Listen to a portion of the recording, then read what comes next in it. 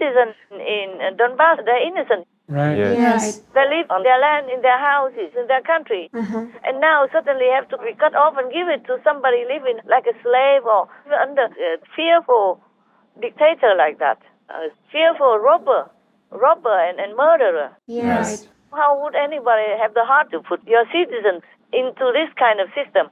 Yes, Yes, Master. Master. Hung by his wrists and put in stress positions, Alexander Guz, a former Ukrainian military draftee, says he was tortured by Russian soldiers, and while his scars are fading, the memories of what happened to him are not. They put a bag over my head and then began beating me, he says. I was so severely beaten, I lost consciousness.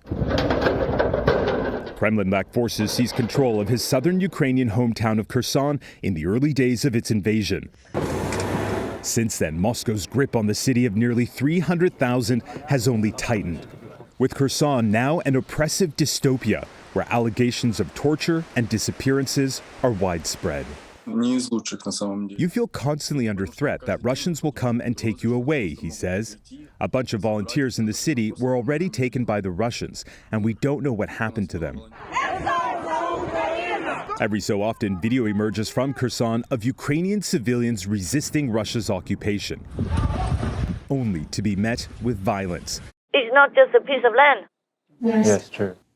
So maybe that's why Putin and the gangs know it. That's why they bomb everywhere. They try to kill all the Ukrainians, as many as possible, or scare them away so that they just take the land.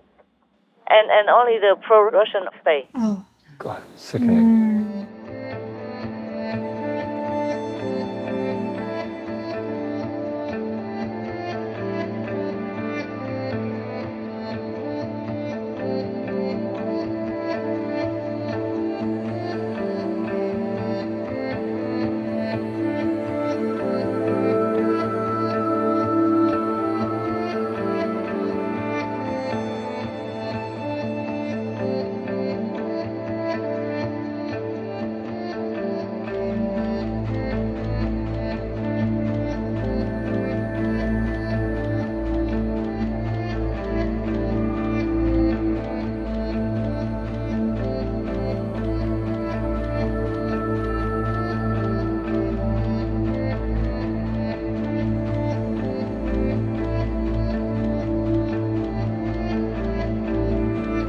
And then they will use that as a base to continue advancing further into other countries in Europe.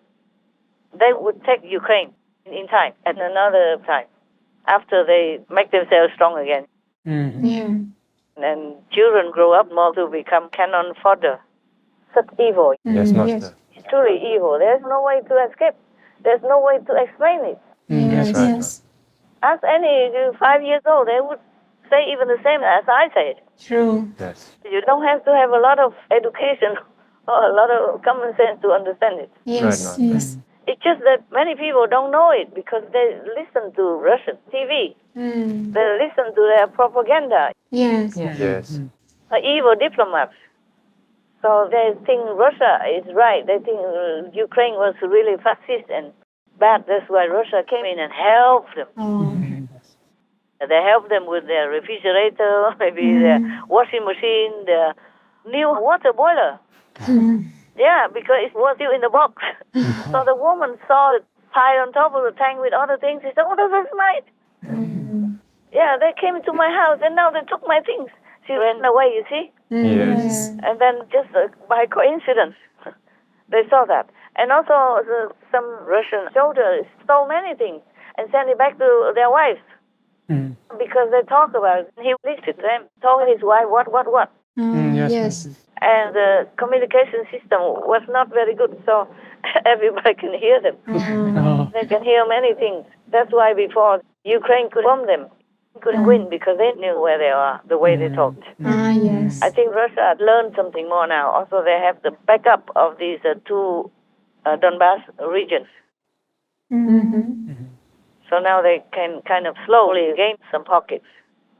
And slowly, they will probably take some more. I don't know if Ukraine would have enough strength and energy to continue. That's what I'm worried about. Yes, Master. They also will be tired. Yes. Yes. True.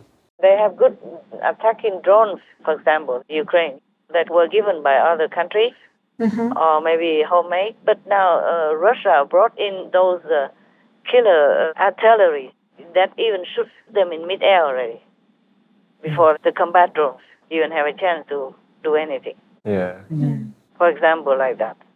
It's too scary, man. It's too much. This war is such... Oh, God. It's like a demi-hell. No? Yes, Master. All right, my love. Anything else? Did we finish that? Yes, Master. Thank you. You happy with my answer? Yes, very much so. Thank you. My poor old non-political, non-military old woman answer? It was very good, Master. Excellent. Yeah, you ask me all kinds of questions. I wonder why you don't ask these leaders instead. Yeah, we have no chance to talk to them, right? Nobody let us in. We don't even want to see them. We get contaminated so easily. That's true. Okay, so it's not a story actually, but what I mean is because humans continue to make bad karma, so we have all kinds of these disasters and wars. Yes. And there was an old story long time ago. Actually, a long time ago, there was a little village, maybe smaller than a village. How do you call that? Hamlet? A hamlet, okay, as a hamlet. Maybe they exaggerated a little bit, but they say if there are only 10 persons there in the hamlet, then 7 of them are robbers. Or thieves, yeah? Yes. Yeah. The local government didn't dare do anything because they're so vicious. Or maybe they're weak. Maybe the government is weak, just like NATO and other European countries. In the beginning of the war, countries were scared of Putin. They didn't dare say anything, didn't want to be involved. That's Yes. right. Yes. Scared of him and scared of the nukes. Yeah. We can change his name into Nuktin, yeah? So they will never forget that he is scary. Yeah, so they're scared of Nuktin. So it's the same with the government in that old folklore story. They don't dare to even catch them. They just turn a blind eye because maybe they're too vicious. Yeah. And also these government officials, why should they worry? Because the thieves or the robbers would also not hurt the officials. The officials or the government workers, they're safe. So it doesn't matter if these robbers go rob the normal citizens, poor defenseless citizens. Yes. So every time if somebody tried to sue them and even catch them, these government officers were just biased and so didn't really give them a fair trial. So these robbers, they were getting bigger and better all the time, more powerful. So they just rob anywhere they wanted to. So now, after a while, the officials just felt too scared or something, or didn't want to bother, because they have peace, they have everything. Why should they have to risk their life to come and fight with the robbers? Yes. They could be even harmful to their lives or maybe their position. So they changed that hamlet name into not an official name, but like a nickname, like that robber hamlet. So whoever claimed that he lives in robber hamlet, even though he's not a robber, there were 3 people. If 10 people, then 7 already are robbers, and then 3 people are innocent. Yes. Even if they are not robbers, if they say they live in robber hamlet, then the officials just let it be. Turn his blind eyes and, make no big deal out of that. Even though he knows they are wrong. They don't give them a fair trial. Yes. So now, some other people, sometimes from a different nearby village or something, if they have some issues with each other, with their neighbor, and they sue them, they will come in front of the judge of the whole town. Yes. And if they went there and were afraid to lose because their case was not good, then they would also tell a fake story. They made it up. They would say, I am from the robber hamlet. Oh. Then the officer would also let it believe it, don't dare to touch. So the other normal citizens were very, very angry. And every time came and argue with that guy who was faking his identity, you see? And then one day it happened that there was a fox, but this was not a normal fox. It was a kind of demon fox. Yes. In Vietnam or China or in many countries in Asia, we believe there is a legend that the fox can live for thousands of years. They practice some kind of method so they can live long, and they also have power that they can transform themselves into either human or something to suit their purpose. So this is a demon. Oh. Those who live long and practice magic. Yes.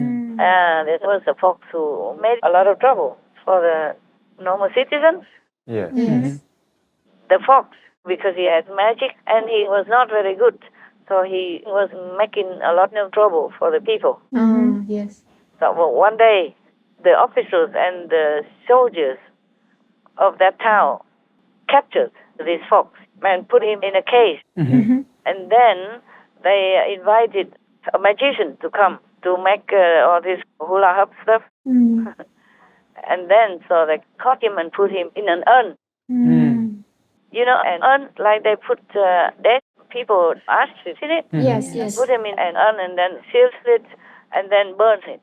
Otherwise, you can never kill a demon fox by a normal means. So the magician has to recite some incantation while burning. Otherwise, it won't work either. Yes. Because this is a demon. It's lived for many hundreds of years and has magical power and can escape, even in the urn with the blocked mouth, sealed. So they had to give it to the magician to do the job while they were burning. And the fox inside the urn kept yelling, saying, "I am from the robber Hamlet."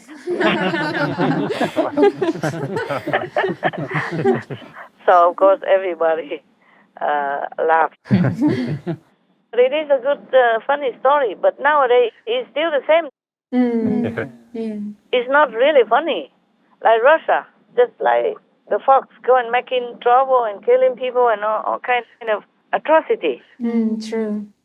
In the beginning, people were afraid of him, remember? Yes. Afraid of him and his gang, and did not dare do anything. The oil and the gas seal their mouths, seal their hearts, and seal their virtues, moral and principles. And now, finally, they got it. They got it together, and they banned the import of Russian oil into Europe. EU leaders have given the green light to some of the toughest sanctions against Russia so far. They've agreed to ban most of the oil they receive from Russia. This is very important. Thanks to this, Council should now be able to finalize a ban on almost 90% of all Russian oil imports by the end of the year. Most of the countries banned that, except Hungary, Orban, for example. But I also have to say that the Europeans did a good thing. It's a lot of sacrifice for them. Yes. Suddenly, they have to go without comfort. Cheap gas, they probably could not manage yet, but oil, they already agreed to ban, except Orban and two more. Right. Yes, Master.